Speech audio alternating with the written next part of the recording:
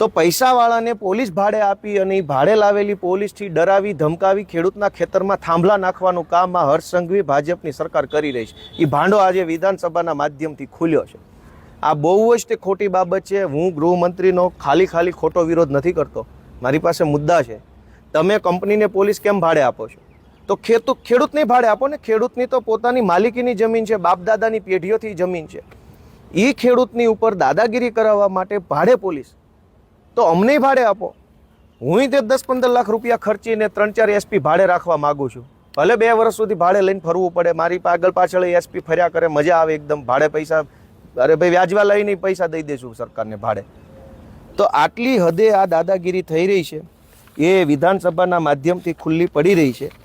અને હવે તો ભાડે જ આપવાનું ચાલુ કર્યું હોય તો ગૃહમંત્રીને એટલી વિનંતી છે કે લગ્નમાં ભાડે મોકલો.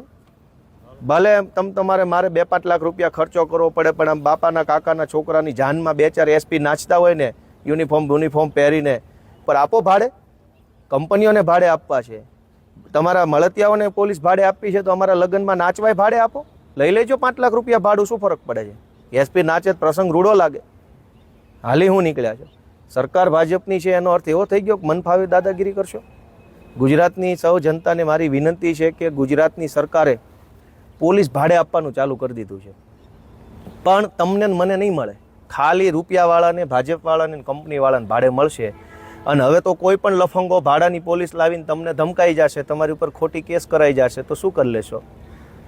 તો એની એક જ રસ્તો છે, ચૂંટણી આવે છે અને ચૂંટણીમાં સૌ લોકો પોતાના મત અધિકારનો સારી રીતે ઉપયોગ કરે તો જ અટકશે. નહીંતર હજુ તો પોલીસ ભાડે આપવાનું ચાલુ કર્યું, કાલે કલેક્ટરો ભાડે આપશે, મામલતદારો ભાડે આપશે, પછી વીજળી વિભાગના એન્જિનિયરો ભાડે આપવાનું ચાલુ કરશે. હવે કોઈક કલેક્ટર ભાડે લઈ આવશે અને 100-200 એકર ગૌચરની જમીન ખાતે કરાવી લેશે. તો હજુ તો પોલીસ એસપી ડીવાયએસપી ભાડે મળવાનું ચાલુ થયું છે. હજુ તો નવું ચાલુ થયું છે આ ભાડે આપવાનું.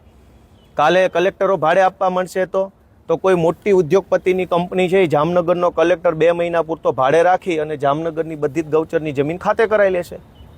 પછી જુનાગઢનો કલેક્ટર ભાડે રાખી લેશે, પછી ભાવનગરનો મામલતદાર ભાડે રાખી લેશે, અને પછી ડીડીઓ ભાડે મળતો થઈ જશે, મામલતદારો ભાડે મળશે, બધું જ આખી સરકાર ભાડે મળશે.